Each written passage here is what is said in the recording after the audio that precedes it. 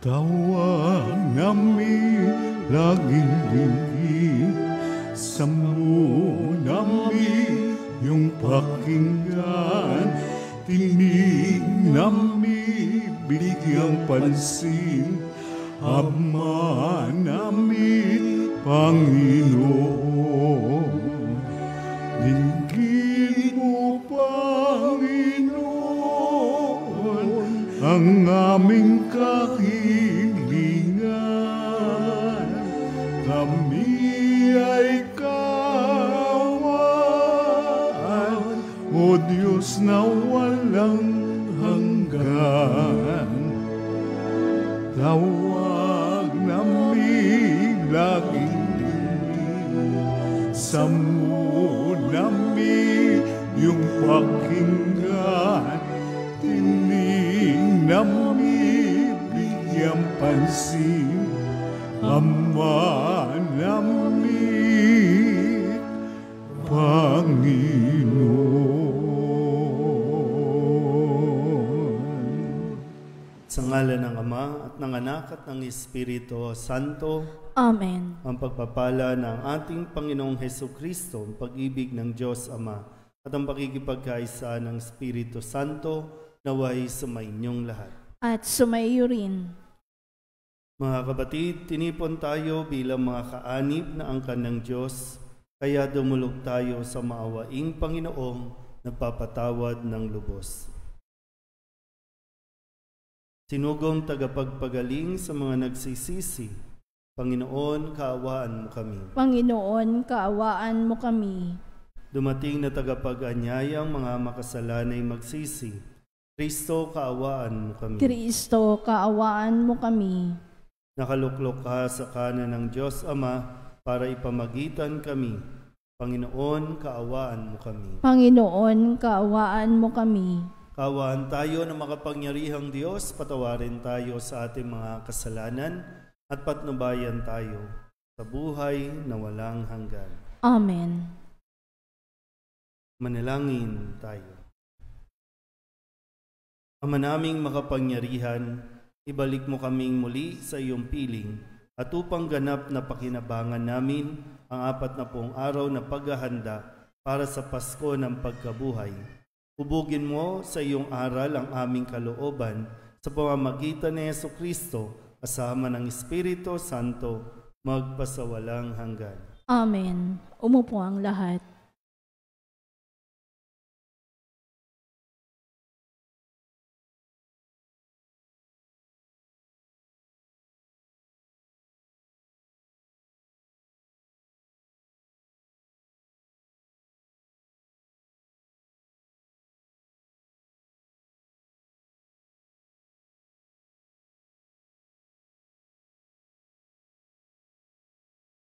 Pagbasa mula sa aklat ng Leviticus.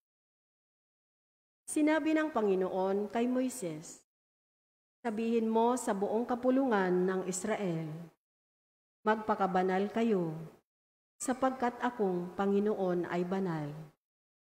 Huwag kayong magnanakaw, manlilinlang o magsisinungaling. Huwag din kayong manunumpa sa aking pangalan nang walang katotohanan, pagkat iyon ay paglapastangan sa ngalan ko. Ako ang Panginoon. Huwag ninyong dadayain o pagnanakawan ang inyong kapwa. Huwag ninyong ipagpapaliban ang pagbabayad sa inyong pinapagtrabaho. Huwag ninyong aapihin ang mga bingi at lalagyan ng katitisuran ang daraanan ng mga bulag. Matakot kayo sa Diyos. Ako ang Panginoon. Huwag kayong hahatol ng walang katarungan upang pagbigyan ang mahirap o suyuin ang mayayaman. Huwag ninyong ipamamalita ang kasiraang puri ng inyong kapwa ni sasaksi laban sa inyong kapwa upang ipahamak lamang siya. Ako ang Panginoon. Huwag kang magtatanim ng galit sa iyong kapwa. Sa halip, pangangaralan mo siya Sa gayon, hindi ka magkakasala dahil sa Kanya. Huwag kang maghihiganti o magtatanim ng galit sa iyong mga kasamahan. Ibigin mo ang iyong kapwa gaya ng iyong sarili. Ako ang Panginoon. Ang salita ng Diyos. Salamat sa Diyos. Salmong tugunan ang atin pong itutugon. Espiritong bumubuhay ang salita ng may kapal. Tayo pong lahat. Espiritong bumubuhay ang salita ng may kapal. Ang batas ng Panginoon ay batas na walang kulang. Ito'y utos na ang dulot sa tao ay bagong buhay. Yaong kanyang mga batas ay mapagtitiwalaan, nagbibigay ng talino sa pahat ang kaisipan. Espiritong bumubuhay ang salita ng may kapal. Ang tungtuning ibinigay ng puon ay wastong utos. Liligaya ang sinuman kapag ito ang sinunod. Ito'y wagas at matuwid pagkat mula ito sa Diyos. Pangunawa ng isipan, yaong bungang idudulot. Espiritong bumubuhay ang salita ng may kapal. Yaong paggalang sa puon ay marapat at mabuti. Isang banal na tungkulin na iiral na parati. Pati mga hatol niya'y matuwid na kahatulan. Kapag siya ang humatol, ang pasya ay pantay-pantay. Espiritong bumubuhay ang salita ng may kapal. Naway itong salita ko at ang aking kaisipan sa iyo ay makalugod, Panginoon ko't kanlungan. O ikaw nakublihan kung ang dulot ay kaligtasan. Espiritong bumubuhay ang salita ng may kapal. Tumayo ang lahat. Ikamo'y aming diringgin, ikamo'y aming susundin,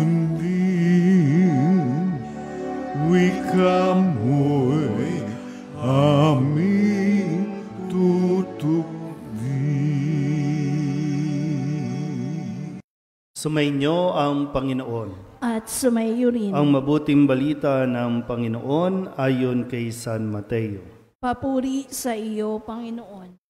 Noong panahong iyon, sinabi ni Jesus sa kanyang mga alagad, "Darating ang anak ng tao bilang hari, kasama ang lahat ng anghel, at luluklok sa kanyang maringal na trono. Sa panahong iyon, matitipon sa harapan niya ang lahat ng tao. Sila'y pagbubukod-bukurin niya, tulad ng ginagawa ng pastol sa mga tupa at mga kambing. Ilalagay niya sa kanyang kanan ang mga tupa at sa kaliwa ang mga kambing. At sasabihin ng hari sa mga nasa kanan, 'Halikayo, mga pinagpala ng aking Ama. Pumasok na kayo at manirahan sa kahariang inihanda para sa inyo mula pa ng likain ng sanlibutan. Sapagkat ako'y nagutom at inyong pinakain, nauhaw at inyong pinainom. Ako'y isang dayuhan at inyong pinatuloy. Ako'y walang maisuot at inyong pinaramtan. Nagkasakit at inyong dinalaw. Ako'y nabilanggo at inyong pinuntahan. Sasagot ang mga matuwid, 'Panginoon, kailan po namin kayo nakitang nagutom at aming pinakain o nauhaw at aming pinainom? Kailan po kayo naging dayuhan at aming pinatuloy o kaya'y walang maisuot at aming pinaramtan? At kailan po namin kayo nakitang may sakit o nasa bilangguan at aming dinalaw?' Sasabihin ng hari, 'Sinasabi ko sa inyo, nang gawin ninyo ito sa pinakahamak sa mga kapatid kong ito ay sa akin ninyo ginawa.' At sasabihin naman niya sa mga nasa kaliwa, 'Lumayo kayo sa akin, mga sinumpa.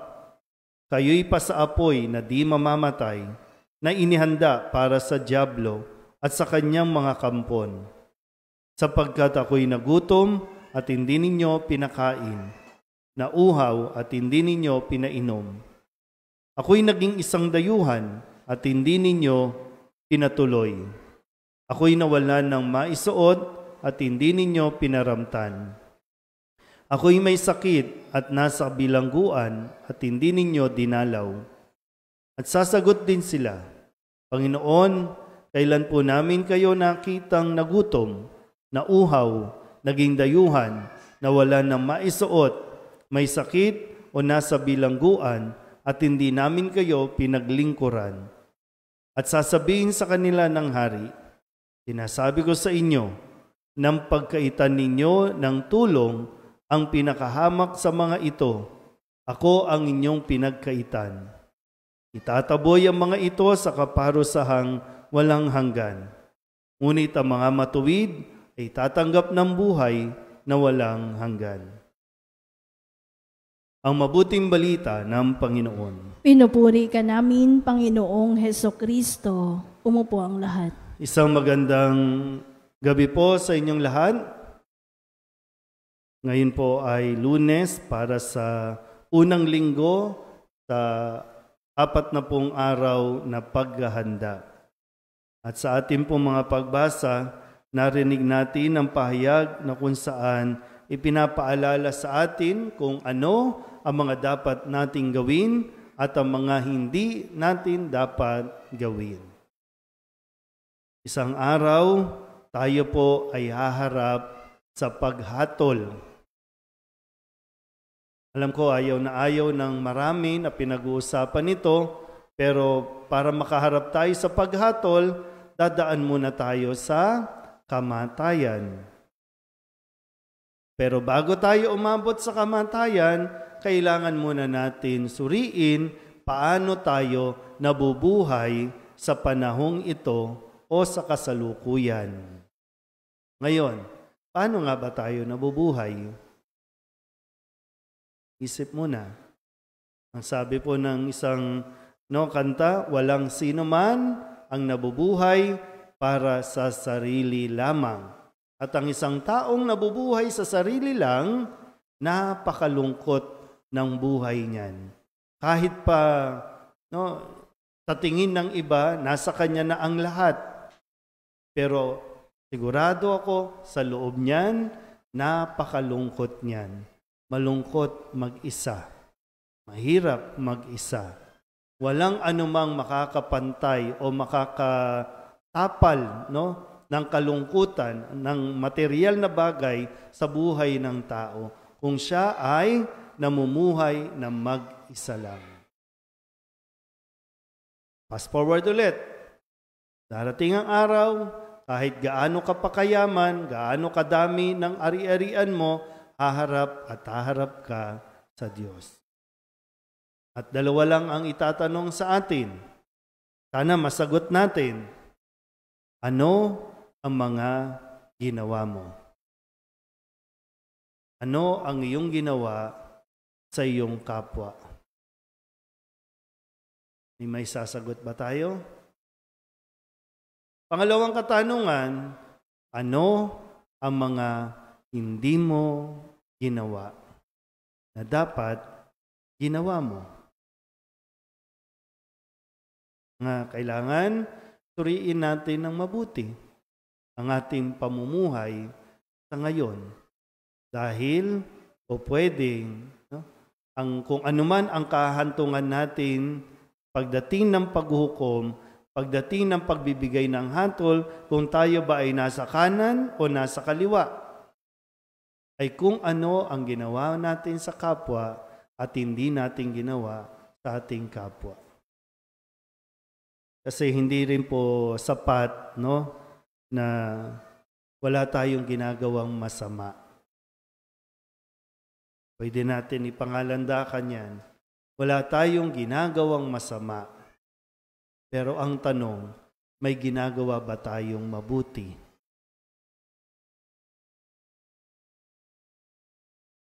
Kaya lagi, hindi lang tayo tinatawag na lumuhod lang at magdasal lang. Meron tayong misyon na dapat nating gawin. Pag-isipan ng mabuti yan, ha? Kasi kung edad lang ang pagbabasihan natin, kung edad lang, ha? Tinan niyo yung katabi ninyo. Malapit na yan. Kung edad lang, ha? Kasi sabi sa Biblia, di ba, no? Ang buhay ng tao hanggang 70 lang. O, sino na ba ang 70 dito?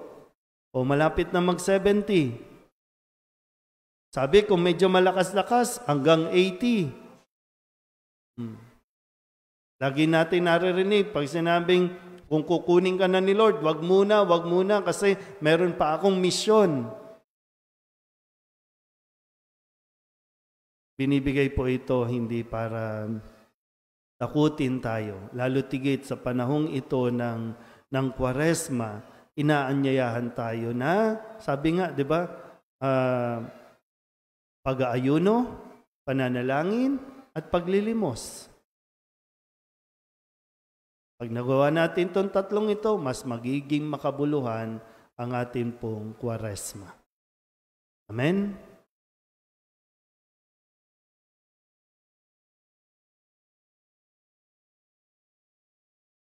Inihahayag ng Panginoon ang misteryo ng kaharian ng Diyos sa mga taong buong pagmamahal na kumakalinga sa mga dukha at nagugutom.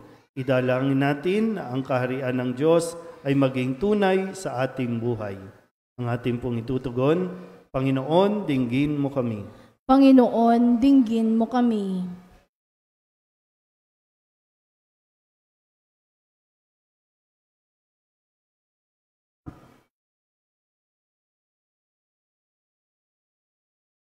Ang simbahan naway maging isang tahanan para sa mga naliligaw ng landas, ulila, mahihina at bigo.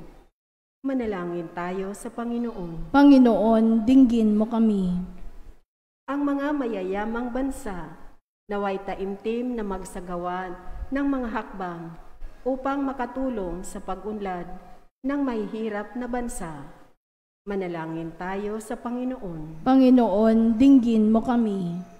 Ang mga napariwara at mga itinakwil ng lipunan, naway maakit sa kaharian ng Diyos sa pamamagitan ng ating pagkakawanggawa.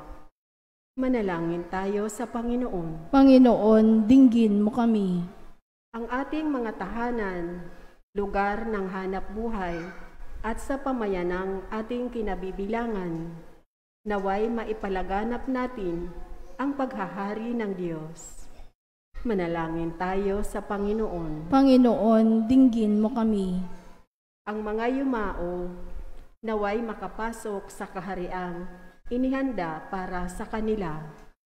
Manalangin tayo sa Panginoon. Panginoon, dinggin mo kami.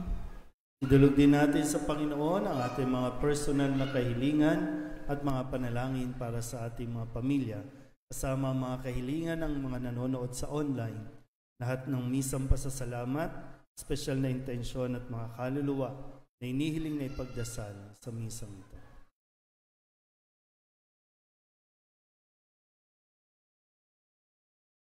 Ang lahat ng ito inihiling namin sa ngalan ni Kristong aming Panginoon. Amen. Umupo ang lahat.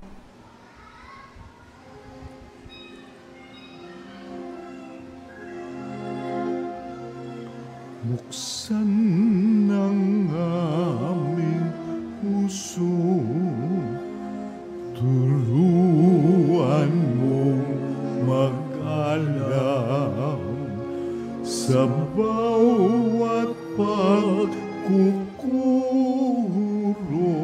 lahat ay makayakap. Buksan ang aming isip, sikatan ng liwanag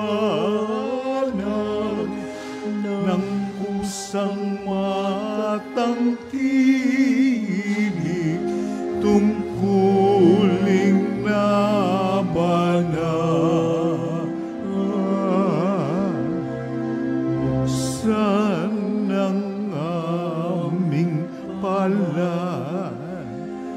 sarili maialay. Tulungan mo ihanap kami ng bagong malay. Manalangin kayo mga kapatid upang paghahain natin ay kalugdan ng Diyos amang makapangyarihan. Tanggapin nawa ng Panginoon itong paghahain sa iyong mga kamay, sa kapurihan niya at karangalan sa ating kapakinabangan at sa buong sambayanan niyang banal. Ama naming lumikha, maging kalugod-lugod nawa sa iyo ang aming paghahain upang sa iyong pagtataguyod ay pabanalin nito ang aming pamumuhay at ipagkamit kami nito ng iyong awa at kapatawaran. Sa pamamagitan ni Jesucristo, kasama ng Espiritu Santo, magpasawalang hanggan. Amen. Sumainyo ang Panginoon. At sumaiyo rin. Itaas sa Diyos ang inyong puso at diwa. Itinaas na namin sa Panginoon. Pasalamatan natin ang Panginoong ating Diyos. Marapat na siya ipasalamatan. Ama naming makapangyarihan, tunay ngang marapat na ikaw ay aming pasalamatan sa pamamagitan ni Jesucristo na aming Panginoon. Binibigyan mo kami ng bagong pagkakataon upang ganapin ang paghahanda ngayon para sa pagdiriwang ng muling pagkabuhay. Kaysa ng iyong anak na minamahal, aming inilalaan ang panahon, talino't yaman para ganapin ang iyong kalooban na ang kapwa-tao ay lubos na damayan. Sa pagdiriwang namin sa aming pagsilang bilang mga kaanib ng iyong sambayanan, kami iyong pinagkakamit ng katayuang ganap sa pagtatangkilik. Kaya kaysa ng mga anghel ang sisiawit ng papuri sa iyo nang walang humpay sa kalangitan, may nagbubunyi sa iyong kadakilaan.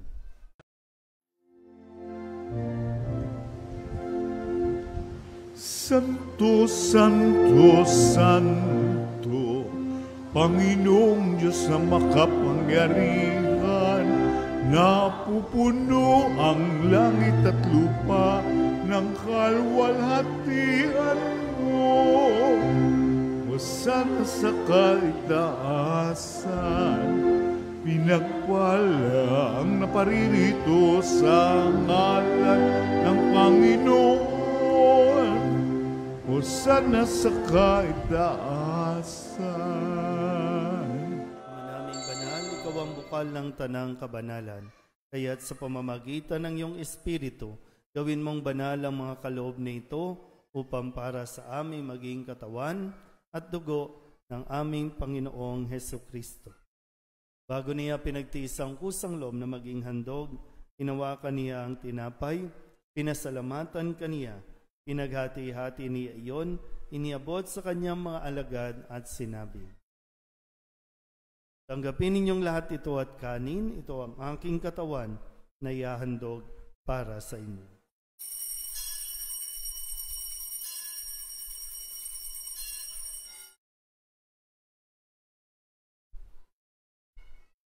Gayun din naman, nung matapos ang hapunan, hinawakan niya ang kalis, muli kaniyang pinasalamatan. Iniabot niya ang kalis sa kanyang mga alagad at sinabi, "Tanggapin ninyong lahat ito at inumin. Ito ang kalis ng aking dugo, ng bago at walang hanggang tipan. Ang aking dugo na ibubuhos para sa inyo at para sa lahat, sa ikapagpapatawad ng mga kasalanan. Gawin ninyo ito sa pag-alaala sa akin."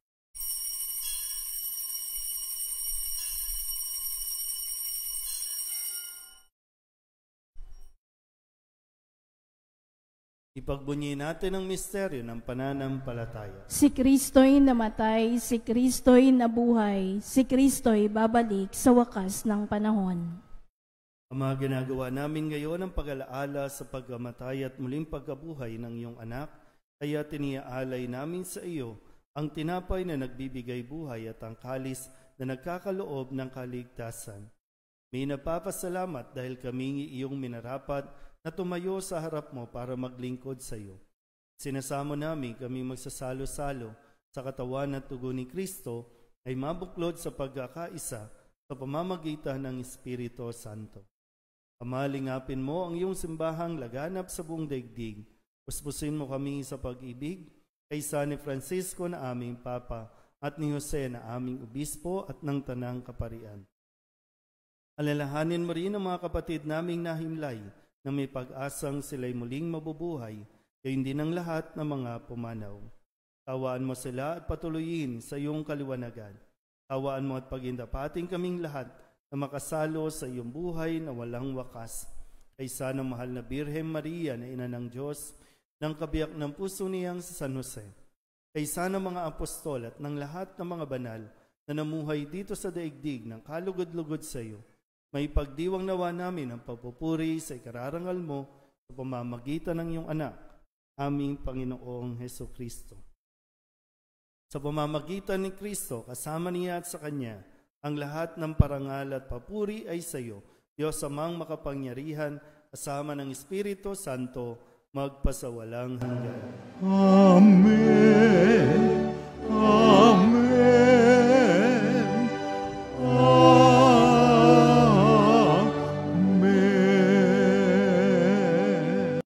Kung kababaan loob tayong tumawag sa ating Panginoon ng Ama namin.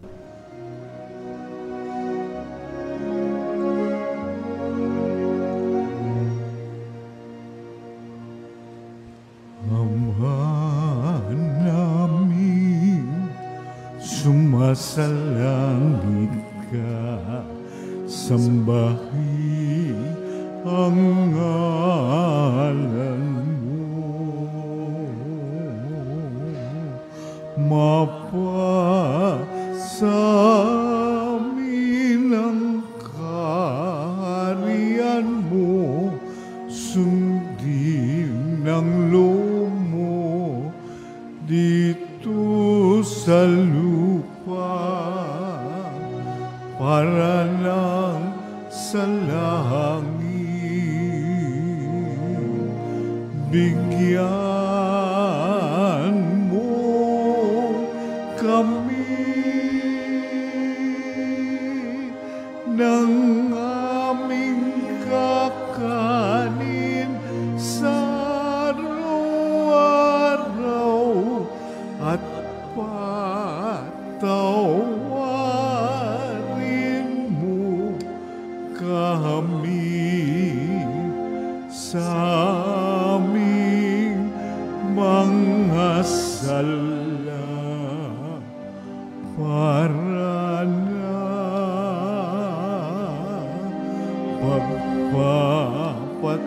pagpapatawan namin sa nagkakasala sa amin.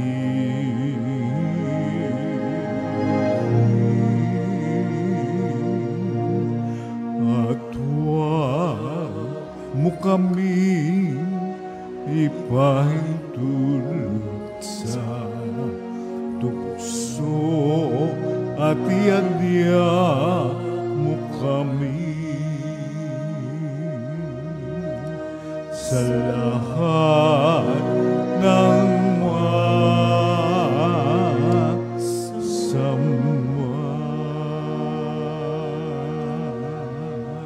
Hinihiling namin kaming iadya sa lahat ng masama, pagkalooban ng kapayapaan araw-araw, iligtas sa kasalanan at ilayo sa lahat ng kapahamakan, samantalang aming pinananabikan ang dakilang araw ng pagpapahayag ng tagapagligtas naming si Jesucristo. Sapagkat iyo ang kaharian at ang kapangyarihan at ang kapurihan magpakailanman. Amen. Panginoong Jesucristo, sinabi mo sa iyong mga apostol, kapayapaan ang iniiwan ko sa inyo, ang aking kapayapaan ang binibigay ko sa inyo. Tunghayan mo ang aming pananampalataya at huwag ang aming mga pagkakasala. Pagkalooban mo kami ng kapayapaan at pagkakaisa ayon sa iyong kalooban, kasama ng Espiritu Santo, magpasawalang hanggan. Amen. Ang kapayapaan ng Panginoon ay laging sumainyo. At sumaiyo rin. Magbigayin po tayo ng kapayapaan sa isa't isa.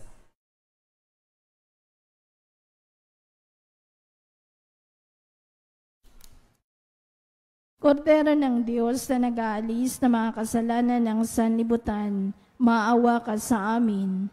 Kordero ng Diyos na nag-aalis ng mga kasalanan ng sanlibutan, maawa ka sa amin. Kordero ng Diyos na nag-aalis ng mga kasalanan ng sanlibutan, ipagkaloob mo sa amin ang kapayapaan. Lumuhod ang lahat. Ito ang kordero ng Diyos. Ito ang nag-aalis ng kasalanan ng sanlibutan.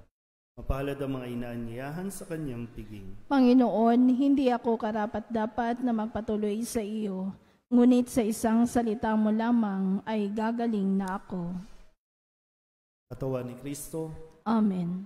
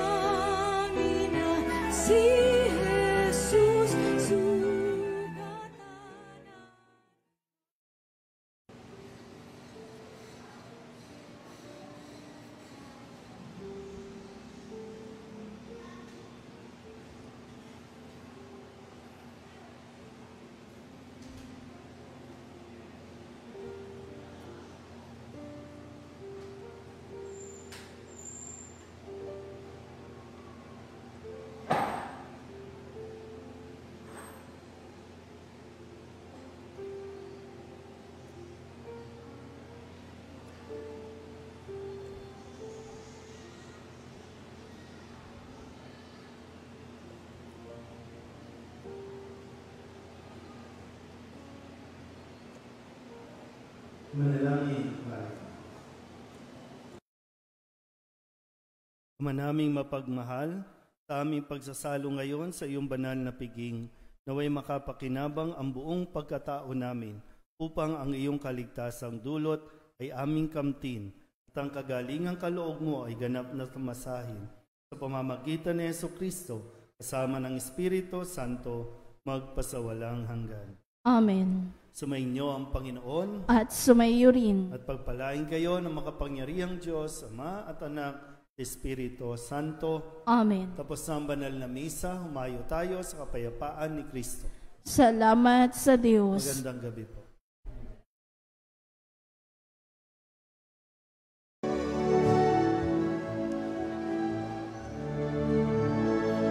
Walang sinuman ang nabubuhay para sa sarili lamang. Walang sinuman ang namamatay para sa sarili lamang. Tayong lahat ay may pananagutan sa isa't isa. Tayong lahat ay tinipon ng Diyos na kapiling niya. Sa ating pagmamahalan at paglilingkod sa kanluran, tayo ay nagdadala ng balita ng kaligtasan. Tayong lahat ay may pananagutan sa isa't isa. Tayong lahat ay tinipon ng Diyos na kapiling